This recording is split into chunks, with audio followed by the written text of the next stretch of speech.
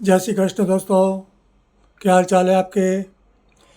आशा है आप सभी कुशल मंगल होंगे और ईश्वर से यही कामना है कि आप सदैव खुश रहे और सुखी रहे। दोस्तों पिछले कई समय से मैं कुछ वीडियो नहीं डाल रहा हूँ, लेकिन कई लोगों ने मुझसे संपर्क किया कि जिनको अभी 7.5 चल रही है या जिनको 7.5 ख़त्म होने वाली है या जिनको 7.5 शुरू हो रही है, तो उसका क्या प्रभाव उनके जीवन पर पड़ेगा।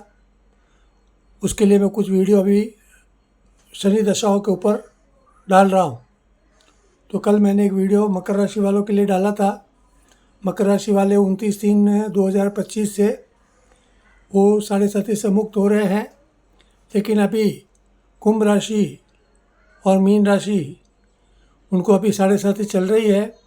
तो आज का ये वीडियो मैं कुंभ राशि वालों के लिए डाल रहा हूँ। तो कुंभ राशि वालों के लिए अभी कितना समय बाकी है 7.5 का, वो सब मैं बताऊँगा। और कुंभ राशि वालों को क्या क्या सावधानियां बरतनी चाहिए, क्योंकि शनि ग्रह वैसे तो कुंभ राशि का स्वामी माना जाता है और कहा जाता है कि कोई भी स्वामी जो अपने घर का मालिक होता है वो अपने घर का कभी नुकसान नहीं करता है। लेकिन चूँकि ग्रहों में क्या होता है कि कुछ पाप ग्रह होते हैं, जैसे शनि है, राहु है, केतु है। वैसे मंगल को कुंडली के अनुसार अच्छी कंडीशन होने से शुभ भी माना जाता है, लेकिन कई बार वो भी पाप ग्रह बन जाता है।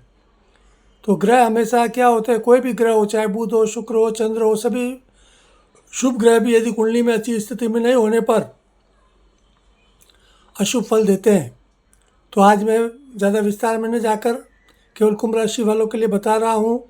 तो कुंभ राशि वाले जो जातक हैं, कृपया वो इस पर ध्यान दें। और एक डिस्क्लेमर दे देता हूँ दोस्तों, ये जो भी मैं चीज़ें बता रहा हूँ वो सूचनात्मक है। वो ज़रूरी नहीं कि जो मैं बता रहा हूँ वो आपके जीवन पर वैसे ही वैसा घटित हो, वैसा घटित नहीं भी हो सकता है और हो भी सकता है। क्यों कि सबकी कुंडलियों में अलग अलग योग होते हैं, अलग अलग कंडीशन होती है। किसी की कुंडली में यदि शनि महाराज उच्च के हैं, जैसे तुला राशि में होते हैं, तो वो अच्छा फल भी देते हैं। मित्र क्षेत्रीय होते हैं तो भी अच्छा फल देते हैं।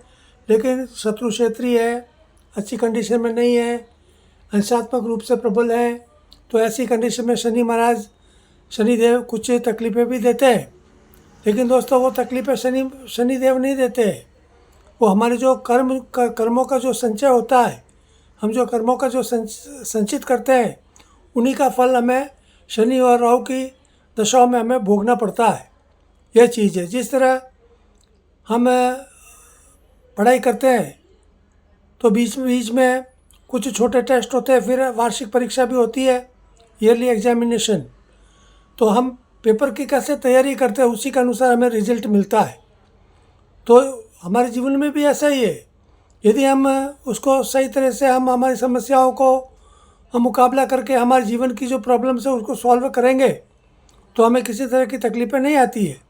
लेकिन हम लापरवाही करेंगे, आलस करेंगे, काम चोरी करेंगे, अकर्मण्यता रखेंगे, तो उसके परिणाम कभी अच्छे नहीं होते।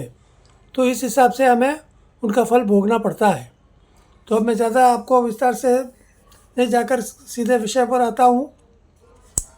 जैसे अब आज कुंभ राशि है, जैसे मैंने सामने कुंडली बना के लगाई है। अब इसमें जो 11 नंबर है, 11 नंबर मतलब कुंभ राशि का माना जाता है राशि चक्र में, और उसको इंग्लिश में एक्वेरियस बोलते हैं। अब देखो यहाँ नीचे लिखा 29/3/25 से, आज तारीख है 22/3/25। तो अभी जो 7 दिन बाद में 29/3/25 आने वाली है, उसके बाद में आगे के 30 महीने तक, जैसे लिखा है शनि ग्रह अंतिम चरण 30 मास तक रहेंगे। तो वैसे तो 7.5 वर्ष की जो ये शनि दशा आती है, वो क्या होता है कि एक राशि में जब शनि ग्रह 2.5 मास तक रहते हैं, मतलब 2.5 वर्ष तक रहते हैं, 30 महीने तक एक राशि में रहते हैं, तो 3 राशि का मिलकर, जैसे ये मकर राशि के 30 महीने, कुंभ राशि के 30 महीने और फिर मीन राशि के 30 महीने, ये तीनों मिलाकर कुंभ राशि को 7.5 चल रही है। तो अभी 29/3/25 से क्या होता है कि मकर राशि से ये सीधे मतलब कि ख़त्म हो जाएगी मकर राशि वालों को। लेकिन कुंभ राशि वालों को अभी और मतलब कि अगले 30 महीने तक, मतलब 29/3/25 से अगले 30 महीने तक उनको अभी अंतिम चरण की शनि दशा 2.5 वर्ष की बाकी है, तो वो उनको अभी उनकी वो ग्रह दशा चलेगी। लेकिन दोस्तों, ज़रूरी नहीं कि आपके जीवन में शनि ग्रह हमेशा मतलब कि कष्टदायी हो। कई बार अच्छे फल भी मिलते हैं, अच्छे सुफल भी मिलते हैं, वो आपके कर्मों के आधार पर निर्भर है। लेकिन जैसे कि शनि ग्रह है, ये पाप ग्रह माना जाता है, और अगले 2.5 वर्ष तक, वैसे तो अगले मतलब पिछले 5 वर्ष तक जो इन्होंने शनि दशा भोगी है कुंभ राशि वालों ने, उनको कई प्रकार के खट्टे मीठे अनुभव ज़रूर हुए होंगे, क्योंकि शनि हमेशा इंसान को मतलब कि एक सबक सिखाने वाला ग्रह है। तो कई प्रकार के सबक आपको जीवन में मिले होंगे, उससे कई प्रकार के आपने ज्ञान भी प्राप्त किया होगा, लेकिन उससे निराश होने की ज़रूरत नहीं है। जो जो आपको अनुभव जीवन में हुए हैं, उनका आपको विश्लेषण करते हुए, विवेचना करते हुए आगे आप अपने जीवन में उनको आपको काम में लेना है, ताकि वैसे ही गलतियाँ वापस आप अपनी ज़िंदगी में नहीं दोहरावे। आपको दुनियादारी का भी मालूम पड़ा होगा, कौन आपका मित्र है, कौन आपका शत्रु है, ऐसे लोगों से भी आपका पाला पड़ा होगा, और आपको क्या जीवन में करना चाहिए, क्या नहीं करना चाहिए। कई प्रकार की आर्थिक परेशानी आपके जीवन में आई होगी, आपकी जो भी सेविंग रही होगी, बचत रही होगी, उसमें भी आपका नुकसान हुआ होगा। तो ये एक सबक है कि जब भी ग्रह दशा खराब होती है, तो हमारी जो सेविंग्स होती है, सबसे पहले हमें उसको बचाना चाहिए, क्योंकि इंसान की सबसे बड़ा जो संबल होता है वो धन संपत्ति होती है दोस्तों। तो यदि आपके पास जो भी धन है, संपत्ति है, तो आप जीवन की कई प्रकार की समस्याओं से आप छुटकारा पा सकते हैं। लेकिन यदि इंसान के जेब में पैसा नहीं होगा, तो उसको पग पग पर, पल पल पर उसको कई प्रकार की जीवन में परेशानियाँ उठानी पड़ती है।